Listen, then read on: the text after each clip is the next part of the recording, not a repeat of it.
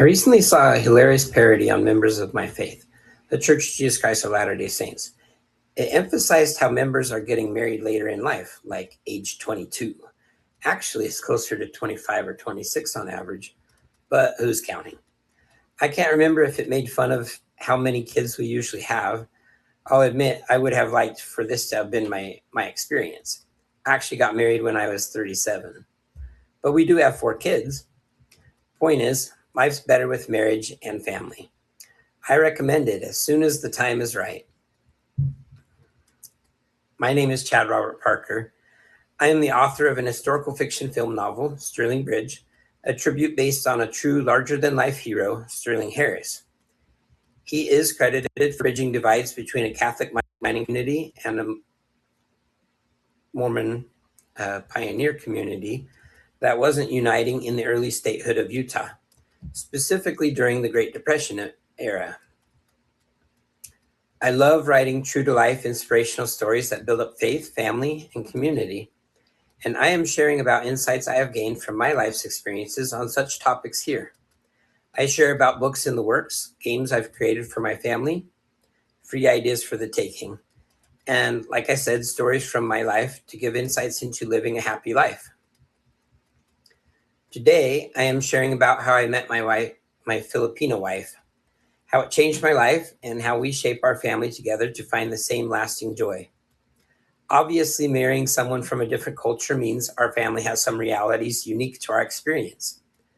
But the key to our happiness is found in living according to some core principles that can unite people from any upbringing, any walk of life, and help you raise your children to enjoy the same.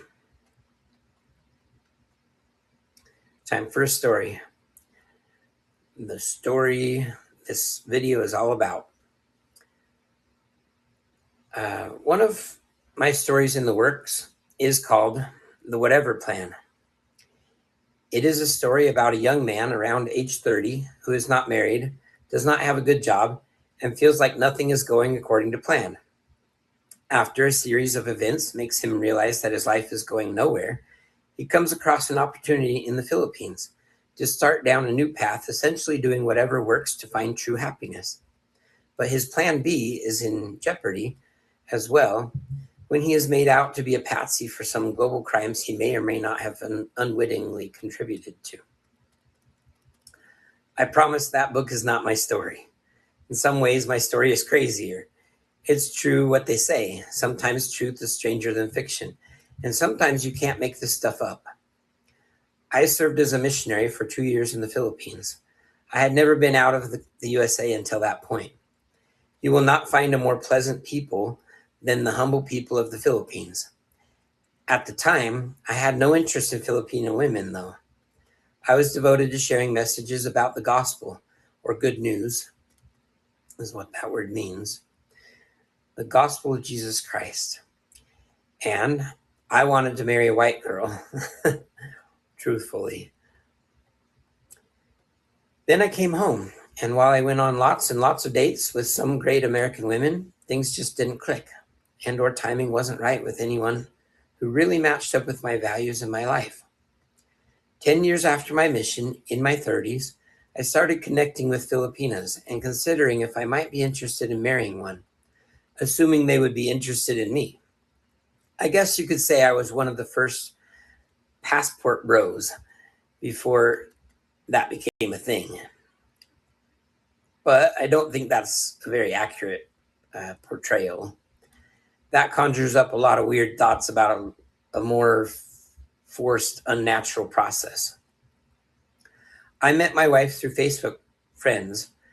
I had been befriending all sorts of Filipinos I may or may not have met in the jungles of the Philippines, and I was just clicking accept as friend.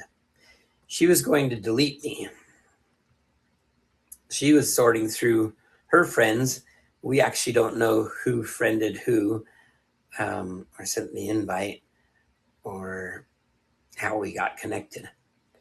But we did have mutual friends on Facebook. And she was going through that group. and she was trying to figure out first who I was before she deleted me. So she sent me a message, and she was like, "Who are you?" And I was pretty broken down and bitter from the dating experience, um, both in America and the Philippines. I had actually already been to the Philippines for two other girls that I gave a chance with. I took a chance on, hoping that I could find true love. And I was out of vacation time. I was out of money. I was in no position to pursue an interest in another Filipina from across the world. And yet, yeah, I remember kind of responding back, like, "Who are you?" Like I wasn't really, I was trying to weed her out as well. But um, we got to know each other, and we were in contact with each other day after day from that point forward.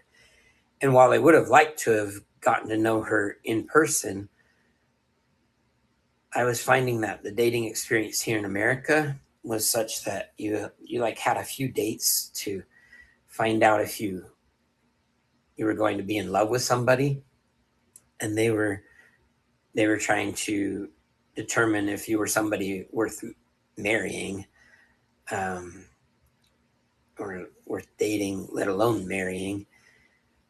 And so that you could get weeded out before anybody really even knew you. In this case, I was able to talk with her day after day and get to know her, chat with her. We had time to video on Skype and whatnot. So I knew she was who she said she was. At least it appeared that way. It wasn't somebody saying, "I'm not going to get on a video with you." So we started doing that. Um,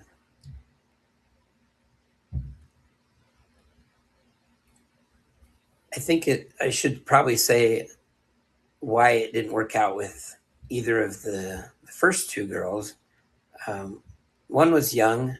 She liked to stay out late and had just a different kind of family life and lifestyle, and didn't seem ready to settle down to a family life that she never really had known, through her upbringing and through her relationship with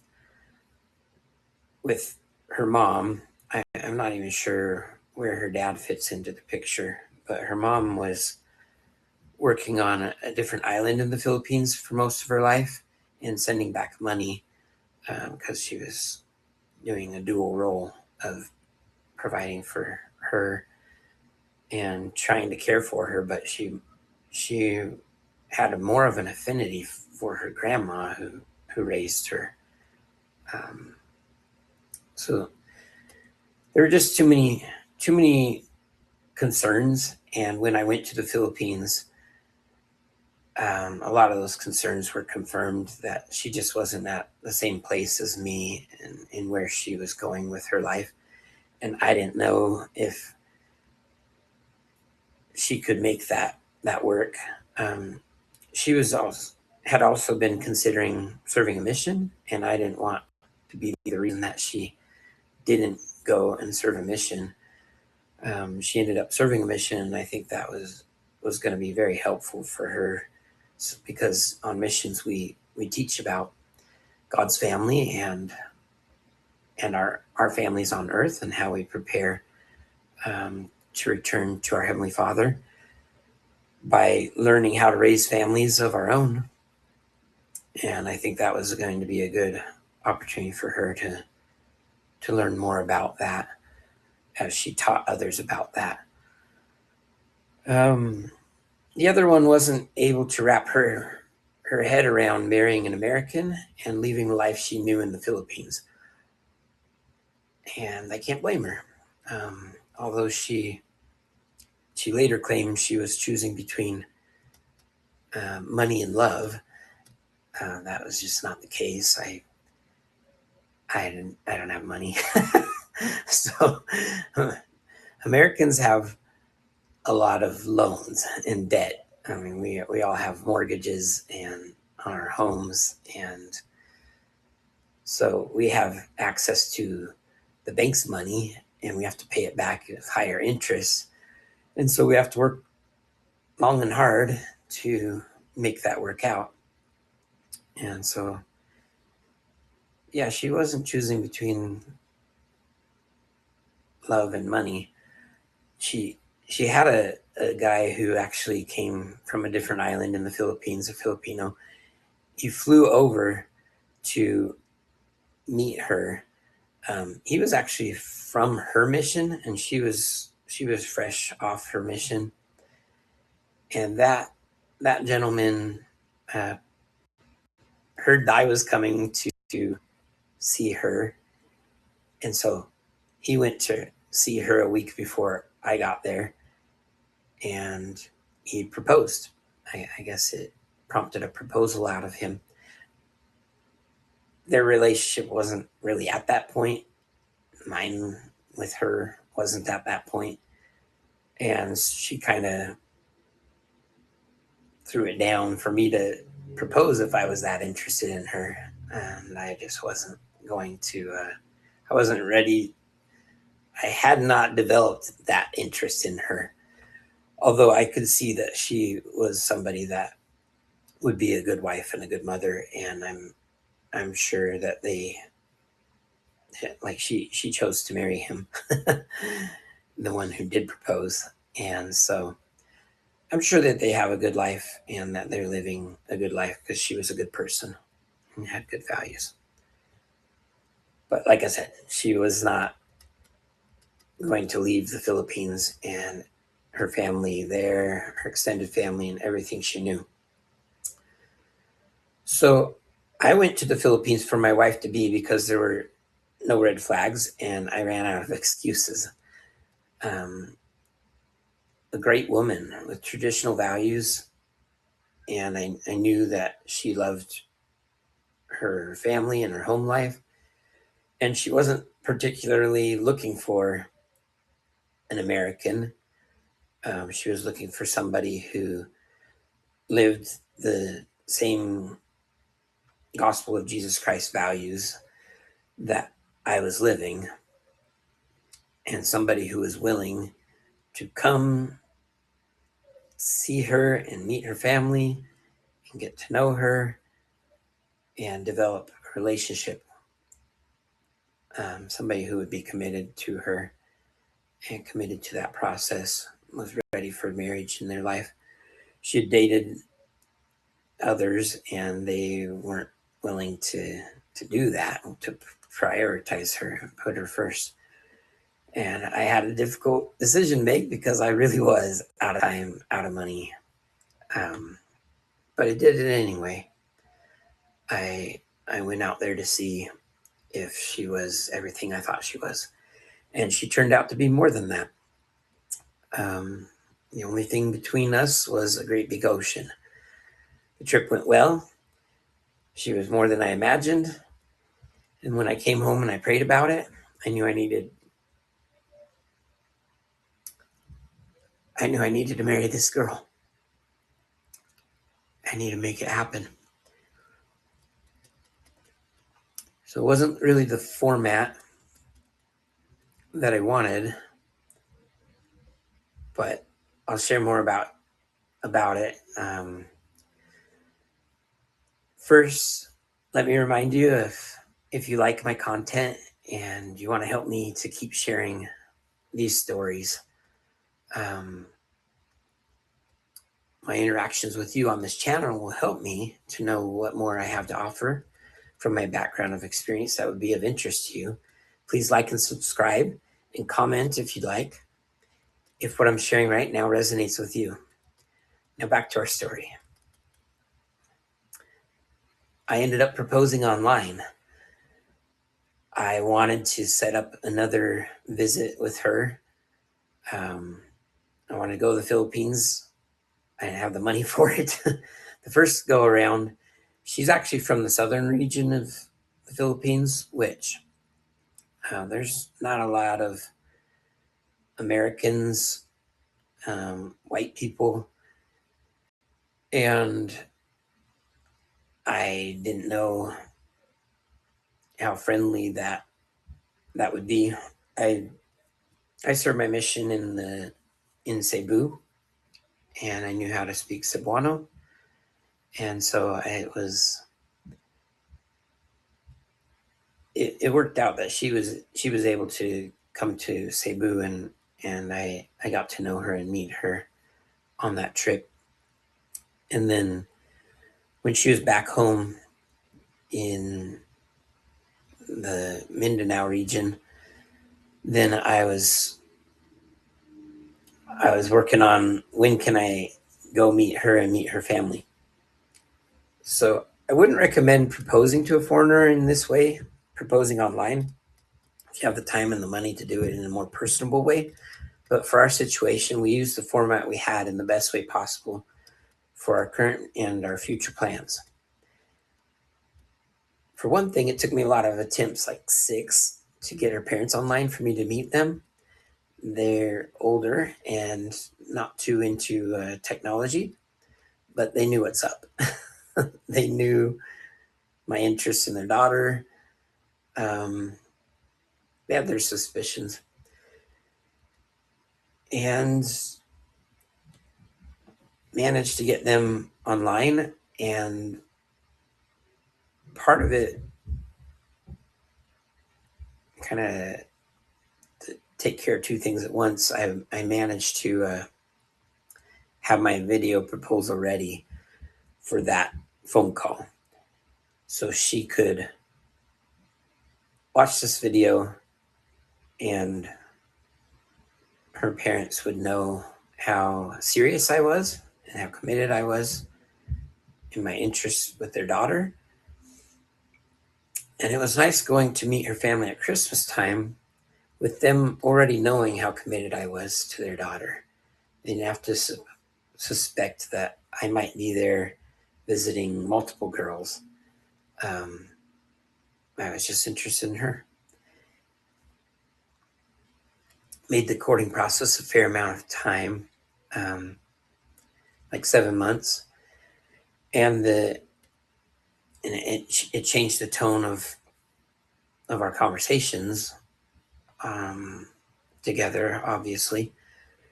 And then the engagement process was also a fair amount of time, like 5 months. With a couple months here in America, obviously there wasn't enough time with us in person, but given how we had developed our relationship long distance under that format, it has its advantages and disadvantages, and we used those advantages to our advantage.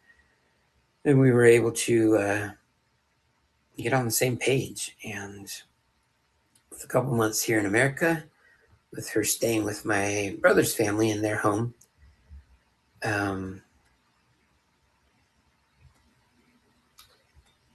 we were then able to get married before the 90 days fiance visa expired. So we have been married happily for more than 10 years now. Sometimes things don't work out exactly according to plan, but if you live a faithful Christian life, God will come through for you in good timing with all the promised blessings that He wants all of His children to have. I also wouldn't recommend marrying someone from a different culture just for the sake of it. If you can find more in common with someone who you love and who loves you from your own culture, because there's a lot to work through. But it works for us because we share in a gospel culture with traditional values that honestly a lot of Americans have lost their way on. I would recommend telling your story and or writing stories that mirror real life experiences if you're a writer, because these stories are full of real life value. That's all I have on this one. Hope you liked it. Tell me your story or ask any questions you may have in the comments. Check out my website to learn more about what I have in the works. If you made it to the end of this video, you might like more of my content. Be sure to like this video and subscribe to my channel so I may bring you more great content like this. Thank you so much for watching.